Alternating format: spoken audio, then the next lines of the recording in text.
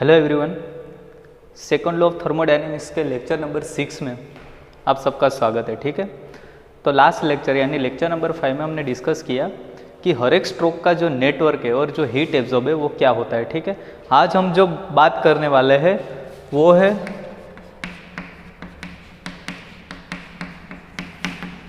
Efficiency of heat engine और Carnot engine. ठीक है, एफिशिएंसी कितनी हो सकती है इंजन की, उसका एक फॉर्मूला हमको डिराइव करना है। ठीक है, अब इसके लिए हमको क्या करना पड़ेगा, तो पहले एफिशिएंसी कहना क्या चाहती है। ठीक है, इंजन की एफिशिएंसी का मतलब क्या होता है वो हमको पता होना चाहिए।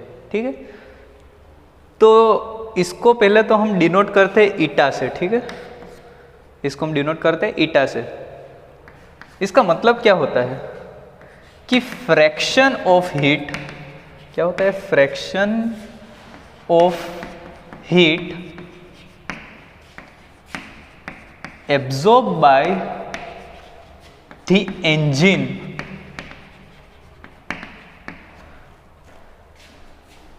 बाय विच, और हम सिर्फ इतना ही लिखते हैं, which can convert into work gives the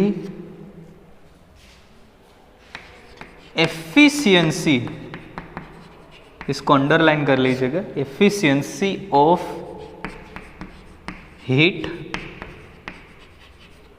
engine।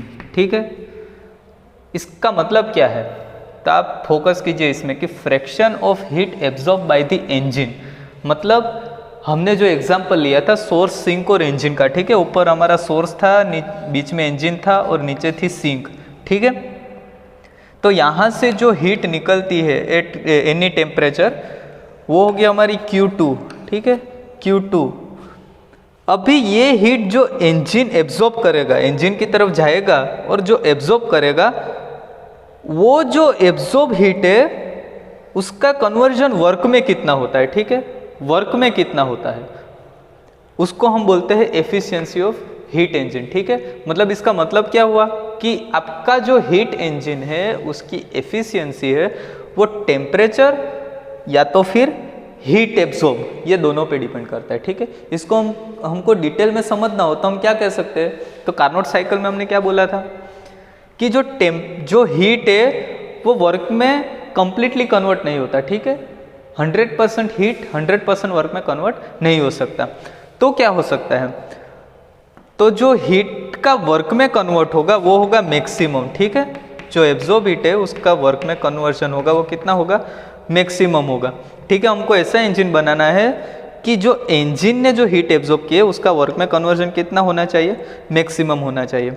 ठीक है, लेकिन ये पॉसिबल नहीं है। तो हमने क्या किया कि ये जो हीट है ये फॉर एग्जांपल हमारे पास 100% हीट है। ठीक है, और जो हीट एब्जॉर्ब हुई है इंजन की वो होगी हमारी फॉर एग्जांपल 60% हीट एब्जॉर्ब हुई। ठीक है, फॉर एग्जांपल, ऐसे होता नहीं है ऐसा, लेकिन 60% हीट एब्जॉर्ब हुई है। ठीक है, तो ये इसमें कितना, ये जो हीट इसने एब्जॉर्ब की है 60%, वो जो 60% हीट है वो वर्क में कितना कन्वर्ट हुआ है। ठीक है, वो हमको जानना है। ठीक है, उसको हमने क्या बोला, एफिशिएंसी ऑफ हीट इंजन। तो ये डेफिनेशन एग्जाम में पूछ सकते हैं। ठीक है, इसका अलग क्वेश्चन भी बन सकता है 3 या 4 मार्क्स में कि discuss the efficiency of heat engine and derive the formula for the eta और एफिशिएंसी ऑफ हीट इंजन। ठीक है, तो वो हम करेंगे। ठीक है, अभी हमने कल देखा था कि जो हमने नेटवर्क डन का जो फॉर्मूला हमने डिराइव किया था वो कुछ ऐसा था कि W is equal to R T2 minus T1 ln of V2 by V1। ठीक है, ये हमने फॉर्मूला डिराइव किया था। ये है हमारे पास इक्वेशन नंबर 1। ठीक है, ये था हमारे पास इक्वेशन नंबर 1। अभी हमको क्या करना है, हमको जो काम है वो सोर्स में से जो हीट निकलती है। ठीक है, यहाँ पे मैं वापस ड्रॉ कर देता हूँ, यहाँ से जो सोर्स में जो हीट निकलती है किसी टेम्परेचर से, वो जो हीट है वो कितनी एब्जॉर्ब होती है हमको वो चाहिए। ठीक है, मतलब वो कब हुआ था, वो हीट कब ऑब्जर्व हुई थी, तो स्ट्रोक 1 में हुआ था, आपको पता है, ठीक है, कि स्ट्रोक 1 हमारा क्या था, तो हमारा जो स्ट्रोक 1 था वो था आइसोथर्मल रिवर्सिबल एक्सपांशन था, ठीक है, आइसोथर्मल रिवर्सिबल एक्सपांशन था। इसका हमने जो नेट वर्क डन या फिर हीट एब्जॉर्ब वो हमने क्या निकाला था, तो उसको हमने बोला था Q2, ठीक है। तो Q2 का फॉर्मूला क्या था, RT2 ln of V2 by V1 था। इसको हम बोल देते हैं इक्वेशन नंबर 2, ठीक है। ये दोनों फॉर्मूला का यूज करके हमको एफिशिएंसी ऑफ हीट इंजन मिल सकता है, ठीक है। अब हमको क्या करना है, इस दोनों को डिवाइड करना है, ठीक है। मतलब equation 1 divided by equation 2 we get क्या मिलेगा, इस दोनों का डिवीजन करना है तो W/Q2 is equal to RR cancel हो जाएगा, ठीक है। ln of V2/V1 ln of V2/V1 भी कैंसिल हो जाएगा। तो हमारे पास बचा क्या, तो हमारे पास जो बचा है वो क्या है, T2 - T1 divided by T2, ठीक है। इस फॉर्मूला का यूज करके हमको क्या फाइंड आउट करना है, एफिशिएंसी ऑफ हीट इंजन। अभी एफिशिएंसी ऑफ हीट इंजन को हमने डिराइव किया था ईटा से, ठीक है, ईटा से। अभी ईटा इज इक्वल टू क्या होगा, तो हम Q2 को इस साइड ले जाएंगे, ठीक है, Q2 को इस साइड ले जाएंगे और हम पहले ईटा को रहने देते हैं, ठीक है, ईटा ले ही लेते हैं, ठीक है। Eta is equal to W is equal to Q2 into T2 minus T1 divided by T2। तो हमारे पास ये फॉर्मूला आया है, ठीक है। मतलब क्या है, एफिशिएंसी ऑफ हीट इंजन का मतलब क्या है, इससे भी हमको पता चल सकता है, ठीक है। एफिशिएंसी ऑफ हीट इंजन का मतलब क्या है कि जो हीट एब्जॉर्ब हुई है, मतलब क्या थी हमारी हीट एब्जॉर्ब, Q2 थी, ठीक है। उसने कितना वर्क किया है, ठीक है, उसने कितना वर्क किया है, और वो जो वर्क करता है उसको हम क्या बोलते हैं, वो जितना वर्क करता है उसको हम क्या बोलते हैं, एफिशिएंसी ऑफ हीट इंजन बोलते हैं, ठीक है। तो ये जो है वो है एफिशिएंसी ऑफ हीट इंजन। अब हमें इससे क्या पता चलेगा, ठीक है, तो हमको पहले ये पता चलेगा कि जो Q2 है, ठीक है, ये उसके ऊपर डिपेंड करता है, ठीक है। एफिशिएंसी ऑफ हीट इंजन किसके ऊपर डिपेंड करता है, हीट एब्जॉर्ब पे। ये जो हीट एफिशिएंसी है वो दूसरा किसके ऊपर डिपेंड करता है, T2 माइनस T1 के ऊपर। मतलब दो जो सोर्स और सिंक का जो टेम्परेचर है, यहाँ पे हमारा सोर्स होगा, यहाँ पे होगी सिंक और बीच में होगा इंजन, यह हमने दूसरे या तीसरे लेक्चर में डिस्कस किया था, ठीक है। सोर्स होगा, सिंक होगा, यहाँ पे कुछ टेम्परेचर होगा T2, यहाँ पे कोई टेम्परेचर होगा T1, ठीक है। ये दोनों का टेम्परेचर का जो डिफरेंस है वो कितना है उसके ऊपर डिपेंड करेगा, ठीक है। अब हम क्या करेंगे, अब हम इसका कुछ कंक्लूजन निकालेंगे, ठीक है, इस इक्वेशन का कुछ कंक्लूजन निकालेंगे। अब आप देखिए, अगर हम फ्रैक्शन की बात करते हैं, ईटा इन टर्म्स ऑफ फ्रैक्शन, हमने फ्रैक्शन ही लिया था, ठीक है, हमने अभी डेफिनेशन लिखी थी उसमें कि fraction of heat absorb by the engine, ठीक है। तो फ्रैक्शन की बात करते हैं, फ्रैक्शन जो होगा उसकी मैक्सिमम वैल्यू होगी 1, ठीक है। तो इसका मतलब क्या होगा कि अगर मेरे पास ये जो कंडीशन है कि T2 minus T1 divided by T2, ठीक है, वो इज इक्वल टू 1 होगा, तो जो मेरी जो एफिशिएंसी है वो कितनी होगी, 100% होगी, ठीक है, क्योंकि फ्रैक्शन की वैल्यू 1 है। इसका मतलब क्या हुआ, इसका मतलब क्या हुआ, तो इसका मतलब ये हुआ कि जो T1 है आपका वो क्या है, 0। अभी आप देख सकते हैं, अगर ये 0 हो जाएगा, ये इसके साथ डिवाइड हो जाएगा तो क्या आएगा, 1 आएगा, ठीक है।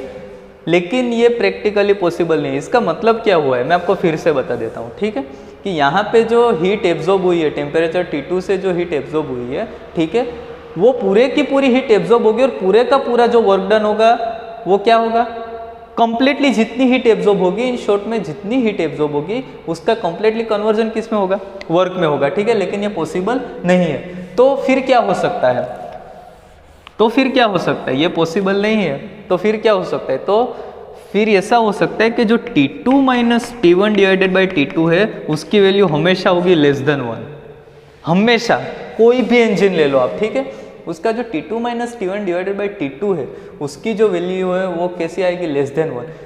लेकिन हमको क्या कोशिश करनी है इंजन बनाते वक्त कि ये जो वैल्यू है T2 minus T1 divide by T2, इसकी जो वैल्यू है उसको हमको 1 के नज़दीक ले जाना है, ठीक है, कि 1 के नज़दीक ये वैल्यू आएगी तो वो क्या देगा, आपका मैक्सिमम वर्क देगा वो इंजन, ठीक है।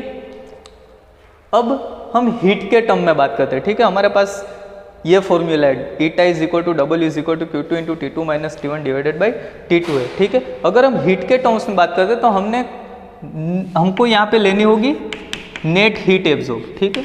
नेट हीट कितनी एब्जॉर्ब होगी, ठीक है, नेट हीट कितनी एब्जॉर्ब होगी वो हमको चाहिए, ठीक है। नेट हीट एब्जॉर्ब के लिए हमने कल भी एक फॉर्मूला देखा था कि Q is equal to Q2 minus Q1 और हमने लिखा था Q1 प्लस माइनस Q2, ठीक है।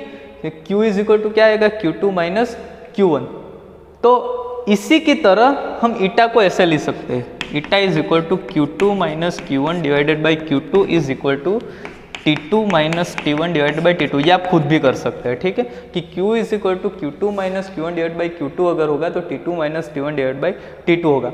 कैसे हो सकता है, आपके पास वर्क की वैल्यू है, ठीक है, आपके पास वर्क की वैल्यू है, आपके पास ये फॉर्मूला है, आपके पास ये फॉर्मूला, आप इस दोनों को कंपेयर करोगे, ठीक है, आप इस दोनों को कंपेयर करोगे तो आपको ये वैल्यू मिल जाएगी, ठीक है। ये जो है ये इक्वेशन है आपका final efficiency of heat engine का, ठीक है।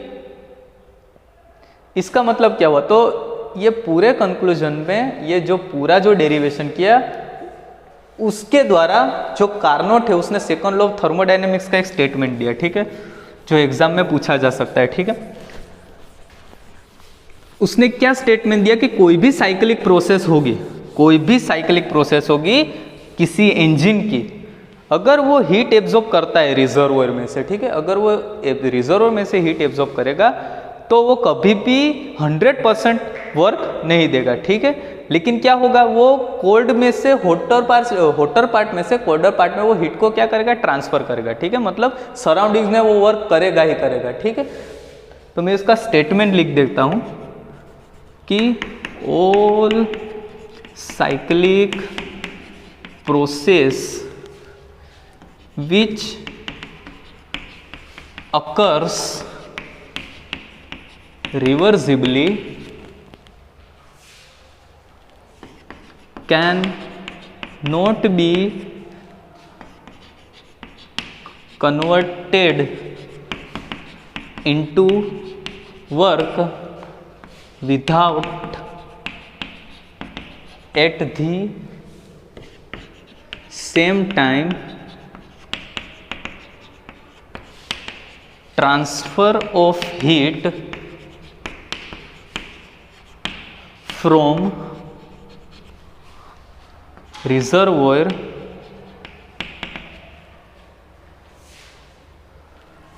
to the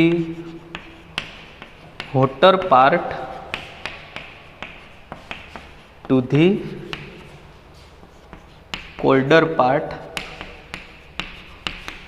of the system।